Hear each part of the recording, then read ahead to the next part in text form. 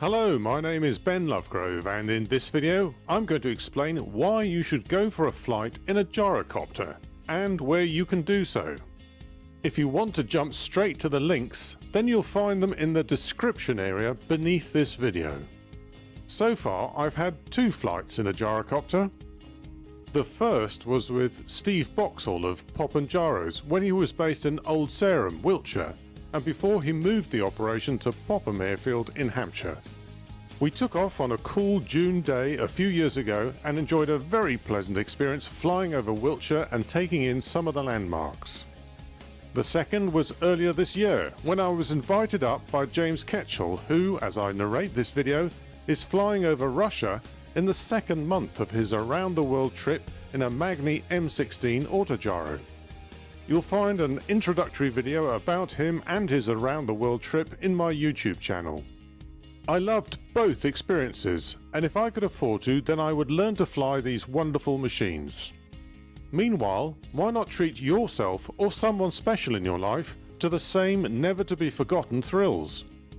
Gyrocopter flights are inexpensive when compared to other forms of flying. Gyrocopters are all autogyros, and you may also see them called gyroplanes. Contrary to what you may think, they are not mini helicopters. They are aircraft in their own right, with a particular set of flying and handling characteristics. Many people will recall Little Nellie in the 1967 James Bond film You Only Live Twice. This was also my first encounter with a gyrocopter, but it was to be over 40 years before I had a ride in one. I did, however, have a ride in a Bell 47D helicopter that same year, but that's another story. Little Nellie was designed by a former Royal Air Force Wing Commander, Ken Wallace, and his legacy and influence lives on with the current generation of gyrocopter pilots. Unlike helicopters, gyrocopters don't take off and land vertically. They do need some room in which to perform a takeoff run and to land, but they don't need very much. Watch any gyrocopter land at an airfield and you'll see what I mean.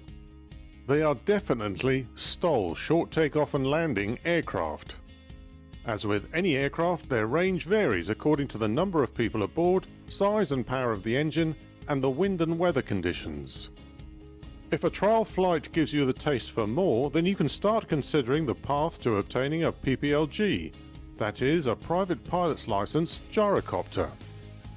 As these aircraft are much less expensive to run, you'll find the cost of training substantially less than conventional fixed or rotary wing aircraft. Most gyrocopters are tandem 2-seat aircraft with open cockpits, but there are an increasing number of side-by-side 2-seat aircraft with closed cockpits. Open cockpit puts you right in the elements. You feel the wind and taste the air. It's similar in a way to being on the back of a motorbike.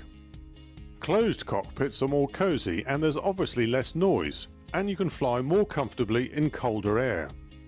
Each has its advantages, so my advice is try both. The great thing is that you'll be flying at fairly low level, at about 1,000 to 1,500 feet, although these aircraft are capable of climbing much higher. I flew with James Ketchell from Popham in Hampshire, but there are gyrocopter flight experiences available in many UK counties: Devon, Doncaster, Essex, Kent, in the Lake District, Northamptonshire, Oxfordshire, Perthshire, Wiltshire and Yorkshire. For prices and details, use the links below. Check them out, make some inquiries, and give it some serious thought. I'll bet that if you decide to go ahead, you'll be coming back to this video to leave me a comment telling me how much you enjoyed the experience. If it's not for you, but you know just the person who might like to have a go, please share this video with them. Happy landings!